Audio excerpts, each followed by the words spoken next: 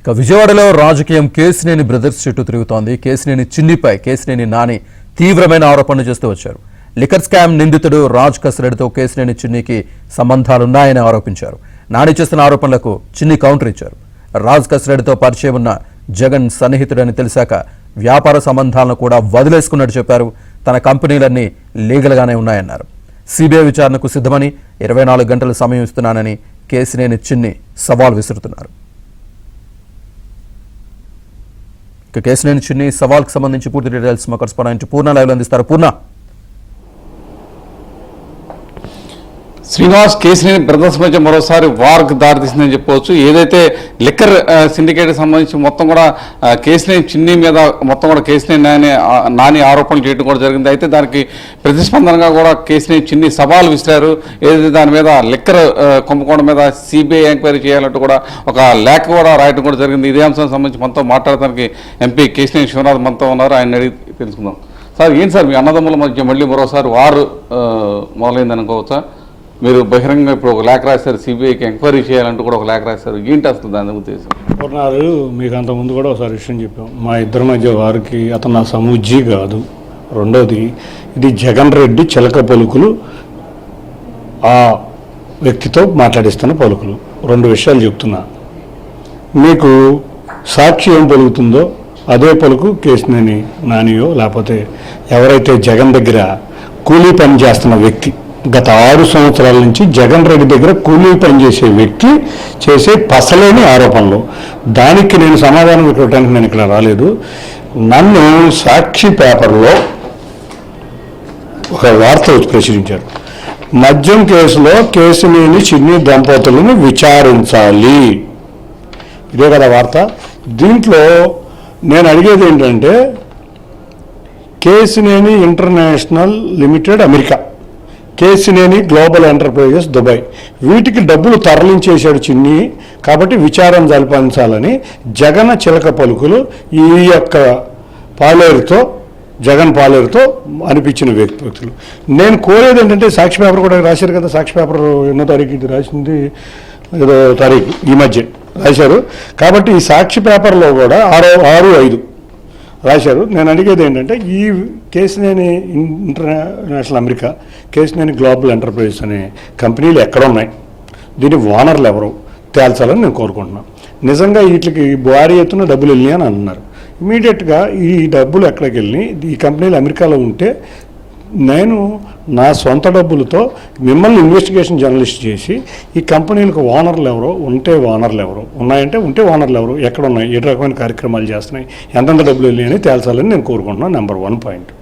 Number 2 point నేను కోరుకునేది ఏంటంటే, ఇవాళ లిక్కర్ స్కామ్ డబ్బులన్నీ ఇవాళ ఇన్వెస్టిగేషను చాలా ముమ్మరంగా జరుగుతుంది. ఈ ముమ్మరంగా జరిగే సమయంలో ఈ ఇన్వెస్టిగేషన్ డబ్బులన్నీ కూడా ఒక వ్యక్తి, అంటే తాడేపల్లి ప్యాలెస్లో ఉన్న ఆ 4వ నెంబర్ గదికే వెళ్ళినాయి అని ఇవాళ దర్యాప్తులో అందరికీ కూడా సాక్షులు కానీ దర్యాప్తులో ఎంక్వైరీలో ఎవరినైతే విచారిస్తున్నా వాళ్ళందరూ చెప్పేది 4వ నెంబర్ గదిలోకి వెళ్ళింది అని. ఈ 4వ నెంబర్ గదిలోకి వెళ్ళిందనగానే యాజ్ యూజువల్గా జగన్ రెడ్డి అండ్ బ్యాచ్కి భయం మొదలైంది. దీన్ని గతంలో కూడా మనం చూసాం. బాబాయి హత్య కేసులో బాబాయిని హత్య చేసి ఏ విధంగా నారా చంద్రబాబు నాయుడు గారి మీద నెట్టాలని చూశారో అదే ప్రయత్నంలో భాగంగా గత వారం రోజుల క్రితం, వారం నుంచి 10 రోజుల మధ్యలో హైదరాబాద్లో ఒక చోట సమావేశమై ఈ వ్యక్తులు 4 వ్యక్తులు, మొత్తం 5 వ్యక్తులు సమావేశమయ్యారు. 5వ వ్యక్తి పేరు ఇంకా రాలా. 4 వ్యక్తులు ఎవరైతే వాళ్ళ సుప్రీంకోర్టులో బెయిల్ రిజెక్ట్ అయిన 3 వ్యక్తులు ఉన్నారో వారితో పాటు ఈ విజయవాడలో ఎన్నో సంవత్సరాల నుంచి పాలేరుతనం చేస్తున్న 6 సంవత్సరాల నుంచి చేస్తున్న వ్యక్తి 4 సమావేశమై, అంతకుముందు ఎలక్షన్లో నా ముందు ఒక ఆరోపణ ఉంది, ఈ కంపెనీ మీద ఒక ఆరోపణ చేశారు కూడా, అప్పుడు కూడా అదే ఆరోపణలో మళ్ళీ ఒక చిన్న లింకు తీసుకొచ్చి ఇక్కడ స్కామ్ డబ్బులు 3,600 కోట్లు చిన్ని దగ్గరికి వెళ్ళినాయి అని వారు చెప్పడం జరిగింది. నేను నిన్నే ప్రెస్ మీట్ పెడదాం అనుకున్నా, కానీ దేశం వాళ్ళ యుద్ధ వాతావరణం నెలకొంది, వాళ్ళ మన రాజకీయాలు మాట్లాడటం ఏంటి అని చెప్పి పెట్టలేదు. కాబట్టి వాళ్ళు ఉదయం లేచి ప్రెస్ మీట్ పెట్టి, ప్రెస్ మీట్లో కూడా నేనేం కోరానంటే, బాబు జగన్ రెడ్డి గవర్నమెంట్లో స్కామ్ జరిగింది కాబట్టి 3,600 కోట్లు జరిగిన స్కామ్ గురించి నీకు గుర్తు లేదా? ఆ రోజు నువ్వు ఎంపీవా కాదా? ఆ రోజు ఎంపీ అయితే మరి ఎందుకు మాట్లాడలేదు? నీకు ఎంత భాగం వచ్చింది? ఇసుకలో స్కామ్ జరిగింది, అది నీకు తెలుసు. నువ్వు భాగాలు తీసుకునే ఆ రోజు నువ్వు మాకు దగ్గర గూఢాచారిలాగా పనిచేసి అక్కడ వ్యక్తులకి సమాచారం అందించావు. గౌరవ ముఖ్యమంత్రి నారా చంద్రబాబు నాయుడు గారి అరెస్ట్ సమయంలో కూడా బెయిల్ విషయంలో ప్రతినిత్యం నీ ఫోన్ ఆ జగన్ రెడ్డి క్యాంపస్కి వెళ్ళిందని వాళ్ళ తెలుగుదేశం నాయకులకి, ప్రజలకి అందరికీ తెలుసు. ఆ 6 సంవత్సరాల్లో కూడా నీ గూఢాచారం ఏ విధంగా మొదలైందంటే, ఎక్కడ ఏం జరుగుతున్నా చీమ చిటుకుమన్న తెలుగుదేశంలో సమాచారం అందించటం. అంతేకాకుండా కాసులు అవినీతి సొమ్ముకు కక్కుర్తిపడి ఆ రోజు లిక్కర్ డబ్బుల్లో కానీ, మట్టి డబ్బుల్లో కానీ, లేకపోతే ఇసుక డబ్బుల్లో కానీ నీ షేరు అందరికీ తెలిసిందే. ఆ డబ్బులు వచ్చిన దానికి నీకు స్వామి భక్తితో ఈ కేసుని ప్రధానమైన ఆరోపణ ఏంటంటే రాజకేశ్ రెడ్డి ఎవరైతే ఉన్నారో ఆయనతో కలిసి లావాదేవీలు ఉన్నాయి, వాళ్ళతో కలిసి వ్యాపారాలు ఉన్నాయి, వాళ్ళ మనీ ఇలాంటివి కూడా మొత్తం కూడా వివిధ కంపెనీలకి డిస్ట్రిబ్యూట్ అయ్యిందని కూడా చెప్తున్నారు. అదే కదా నేను మాట్లాడేది కూడా. నేను మాట్లాడేది వేరే కదా, అయ్యే కంపెనీల పేర్లు అయ్యే, చదివింది ఇవే, నేను వేరేదేం చదవాలా. ఇవి ఎక్కడున్నా తేల్చమని అడుగుతున్నా. రెండోది ప్రధాన ఆరోపణ వేదది. మీరు ఎక్కడో ట్విట్టర్లో రాసి ధైర్యం లేకుండా జగన్ రెడ్డి లాగా, జగన్ రెడ్డి ఏ రోజు ప్రెస్ మీట్కి రాడు, అదేవిధంగా ట్విట్టర్లో తప్పితే వాళ్ళందరూ సమీప సహచరులు కాబట్టి ఏదో మసిగొడ్డి వేయాలని నేను కోట్ల.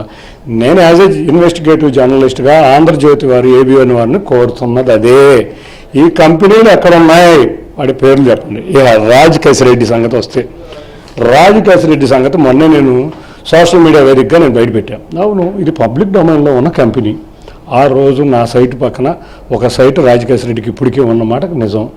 ఆ రోజు నా సైట్కి ఇది అడ్డు వస్తుంది కాబట్టి 2020-21 సంవత్సరంలో ఇద్దరం కలిసి డెవలప్మెంట్ చేద్దాం అని అనుకుని నేను కంపెనీ స్థాపించిన మాట నిజం.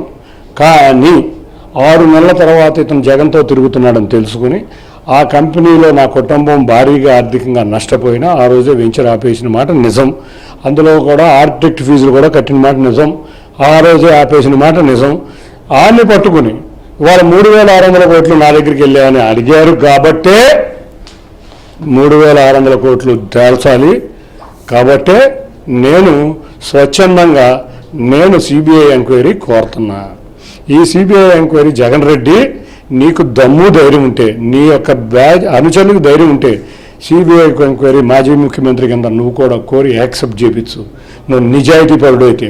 నేను నిజాయితీపరుని కాబట్టి నేను ఏది కూడా ధైర్యంగా ఆ రోజు జరిగిన సంగతి చెప్పాను. నేను ఏ రోజైతే రాజకీయాల్లోకి వచ్చానో, రాబోతున్నానో, ఏ రోజైతే నాకు రాజకేశ్ రెడ్డి గురించి తెలుసో, నేను 2 సంవత్సరాల నుంచి తెలుగుదేశం అభిమాని కింద, తెలుగుదేశం కార్యకర్త కింద, కరుడుగట్టిన తెలుగుదేశం నాయకుడి కింద మా గౌరవ ముఖ్యమంత్రి నారా చంద్రబాబు నాయుడు గారు ఇచ్చిన రాజకీయ భిక్ష అయిన ఈ ఎంపీకే, అంతేకాకుండా నన్ను భారీ మెజార్టీతో గెలిపించిన విజయవాడ ప్రజలకు సమాధానం చెప్పాలనే ఆ రోజు నేను ట్విట్టర్లో పెట్టడం కూడా జరిగింది. దాన్ని ఆల్రెడీ ఎక్స్ప్లెయిన్ చేశాను. అది ఒక పబ్లిక్ డొమైన్లో ఉన్న డాక్యుమెంట్. దాన్ని ఎప్పుడు డౌన్లోడ్ చేసినా తెలుస్తుంది. కాబట్టి వారు ఆరోపించిన కంపెనీలన్నింటినీ కూడా మీరు ఇన్వెస్టిగేషన్ జర్నలిస్ట్ అన్నా చేయండి, లేకపోతే 3,600 కోట్లు మనీ లాండరింగ్ జరిగితే సిబిఐ ద్వారా ఎంక్వైరీ చేయించి దీన్ని నిష్పక్షపాతంగా చేయాలని కోరుకుంటున్నాం. ఇది పరిస్థితి. ఏదైతే దాని మీద వస్తున్న ఆరోపణలు ఖచ్చితంగా సిబిఐ ద్వారా ఎంక్వైరీ అయినా చేయించాలని చెప్పి కూడా ఎంపీ కేశినేని శివనాథ్ చెప్తున్న పరిస్థితి ఉంది. ఎందుకంటే ఖచ్చితంగా మద్యం మీద ఏదైతే ఆరోపణ చేశారో దాని మీద పూర్తిస్థాయిలో దర్యాప్తు చేస్తే అసలు వాస్తవాలు బయటకు వస్తాయని కూడా కేశినేని శివనాథ్ అభిప్రాయం. ఇది ఇక్కడ తాజా పరిస్థితి.